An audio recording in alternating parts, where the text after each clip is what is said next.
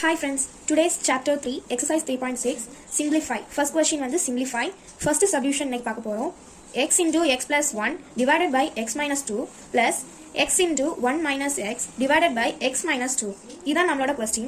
இதை நம்ம இப்போ சால்வ் பண்ண போறோம். First எப்படின்னா denominator first சேமா இருக்குதான்னு பார்க்கணும் எல்லா ப்ராப்ளம்ஸ்க்கும். இப்போ வந்து இந்த சம்க்கு வந்து denominator சேமா இருக்கு, ஸோ நம்மளுக்கு அவ்வளோ ஒர்க் இருக்காது. ஃபர்ஸ்ட் வந்து என்ன பார்த்தோம்னா x into x plus 1 divided by x minus 2 plus x 1 minus x minus 2.